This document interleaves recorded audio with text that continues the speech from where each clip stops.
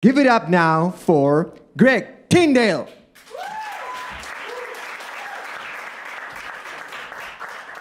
Hey, everybody. All right, so it was 2018, and I was packing up my basement to move again, and I found an old little mini DVD camcorder, the one that has like the little kind of like VHS tapes in it.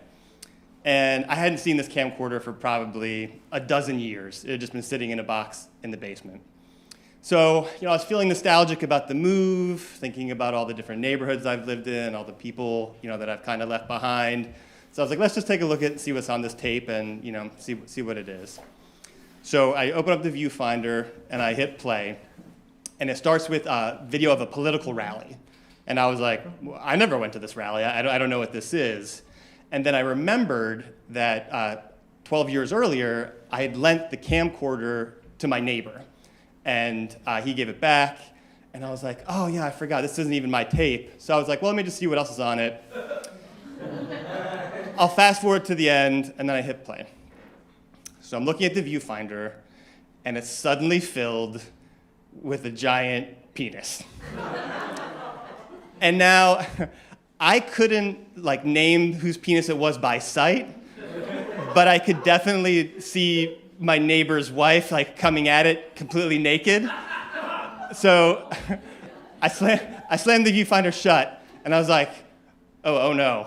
And my wife was in the corner, and she was organizing a little craft box, and she totally didn't see anything that happened. And I was like, oh my God, I found my friend's sex tape. And so, my friend, we'll call him Phil. He was my neighbor, and our friendship kind of had different energies. I was kind of more straight-laced. He was more punk.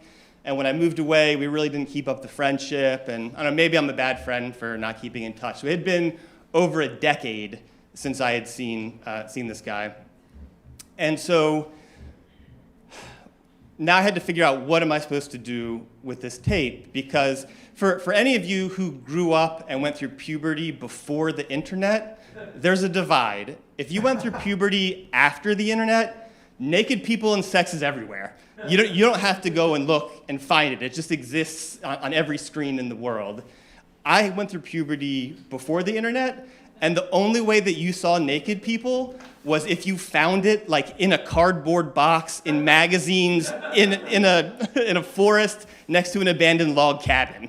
You had to actually go find naked people. It just wasn't around anymore. So, but I'm grown up now, and there's an etiquette to this. And the first question that I thought was it impolite of my friend to record a sex tape on my borrowed camera? Should he have asked? And I never said specifically hey, Phil, here's the camera, please don't record you and your wife having sex on it. So maybe that's on me that I didn't say that. It's like that old saying, screw on my camera once, shame on you. Screw on my camera twice, shame on me. But yeah, so I had the sex tape. And then I started to think, wait a minute. He recorded a sex tape on my camera and gave it back to me with the tape in the camera. It's very possible he wanted me to see this tape a decade earlier, and me never talking about this tape might be the reason why we're not friends right now. And then I started to think about all my neighbors that I had stopped being friends with and all the people that I lost along the way, and I'm like, could I bring them all back by watching this sex tape? So my rationale was that if they did want me to see the sex tape, at the beginning, they would mention me, by name, or there'd be some reference to me at the very beginning. So the next day, I get, while I'm alone, I take out the camcorder, hit the viewfinder, and I press play from the beginning. And so there's not a lot of dialogue up front. The action escalates pretty quickly. And then there's even less dialogue because someone's mouth is full. So then I'm like, okay, they didn't mention me up front. That's fine. So now I'm like, but I have to be sure. I have to watch the entire thing. But I'm watching it on fast forward. This is a completely clinical viewing. I am getting no pleasure out of this. This is just like a doctor who has to see you naked to diagnose you. Like, I just have to get to the end to know. So I'm watching it, and then there's even less dialogue, because now the other person's mouth is full. And I'm just like powering through it to get to the end, while on the viewfinder, like they're powering through it to get to the end. Everyone got to the end. And then the screen went to blue, and it was over. And so I was like, all right, so no, they did not want me to see this, I guess. And so I told a friend who was younger than me and in the queer community and that I watched this tape, and he was just like, yeah, I watch my friends have sex all the time. And I'm like, you young people have a completely different perspective on sexual things. Like, I just don't understand it. And so then I told my wife, and I was told her, hey, I found this tape, I watched it, and she was like, well, you know what you have to do next. And I was like, what? And she was like, you have to return the tape to them. And I was like, oh, you're right, I do. I was like, the funniest way, I'm like living the story as it's happening. I'm like, the funniest way the story ends is I do have to give this tape back to them. I don't want to, but I have to. And so then I'm like, well, then what do you do? How do you tell somebody that you have their sex tape and you've watched it? And so, because it's weird, I haven't talked to this guy for a decade. So do you just like call him up and you're like, listen, Phil, I just watched you have sex on tape. I need to meet you in person and we need to talk about it. Like, how's your life been? So I'm not going to do that.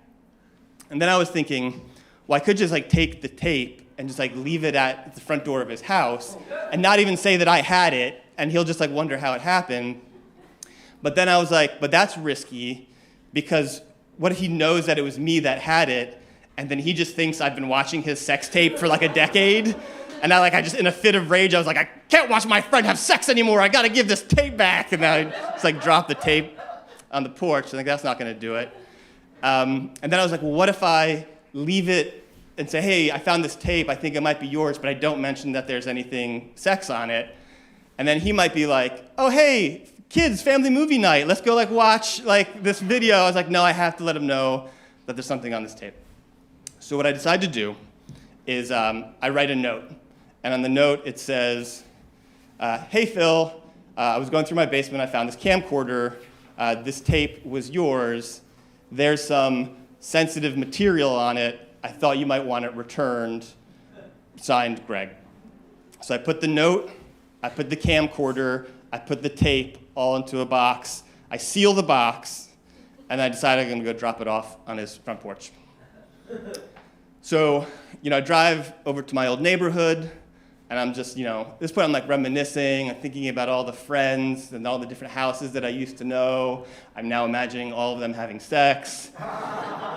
And so I park in front of his house, and I walk up on the stairs, and I set the box onto the staircase, and then I run back to my car, get in the car, and drive away.